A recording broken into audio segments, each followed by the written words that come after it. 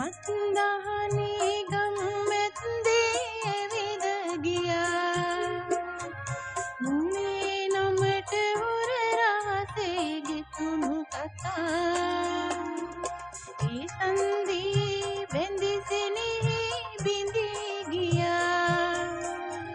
ගමේ කමට බව දුන්නේ හිතට හොරා.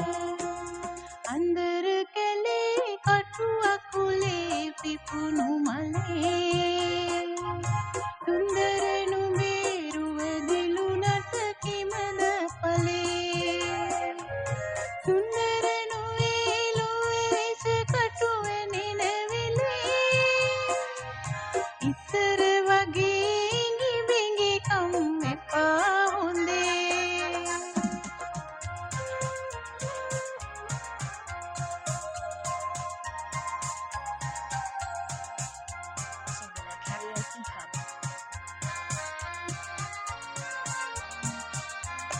වෙල්ලෙලේ ඉපනෙල්ලේ එළිය මකා. බක්මි මලේ සුටුමන් නුඹ අරන් ගියා. හිත පැරුණේ රට්ටුන්ගේ කතා.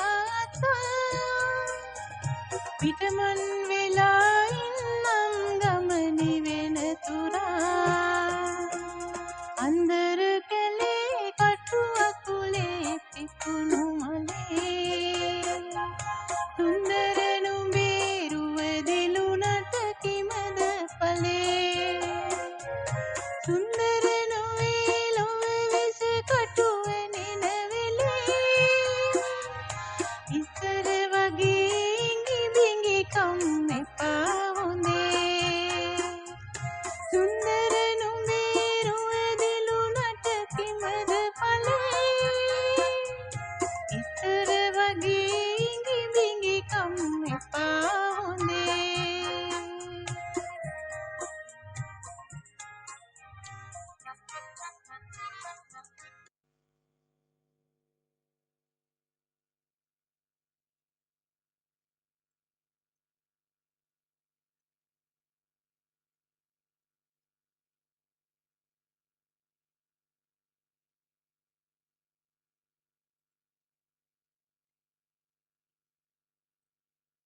ඉතින් ආදරණීය Facebook යාළුවෝ දුර ගමනක් ඉන්න අවුරුදු 4ක් පුරාවටම සෑහෙන සහයෝගයක් දුන්නා.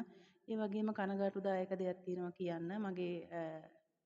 මගේ ප්‍රොෆයිල් එකේ මම කියලා දාන සින්දු මගේ වොයිස් එක අයින් කරනවා. මම දන්නේ නැහැ ඇයි කියලා. ඒක මාව දැනුවත් කරන්න ඕන.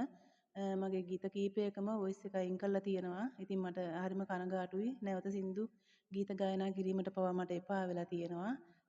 ඉතින් ඇයි කියන හේතුව මම දන්නේ නැහැ. මගේ ගීතවල වොයිස් එක අයින් කරන්න තරම් මම වරදක් කරලා නැහැ දැනගෙන. මොන ගායිකාවගේ ගායකයෙක් ගීතය ගායනා කරත් මම එතුමා හෝ එතුමිය මිය ගිහිල්ලා නම් මම උපහාරයක් වේවා කියලා ගීතය ගායනා කරනවා. නැතත් මම එහෙම ගායනා කරනවා. කිසිම තරංගයක් කිසිම දෙයකට සහභාගී වෙන්න මගේ කිසිම බලාපොරොත්තුවක් නැහැ. ඉතින් මගේ එකම ආසාව තමයි ගීත ගායනා කරන එක. අනේ කරුණාකරලා මගේ වොයිස් එක අයින් කරන්න එපා. ඒක මට හරි දුක හිතෙන දෙයක්. ඉතින් ඒක තමයි කියන්න තියෙන්නේ. ගීත අහන බලන ඔයාලට ගොඩක් ස්තුතියි. සුබ රාත්‍රියක් වේවා සියලුම දෙනාට.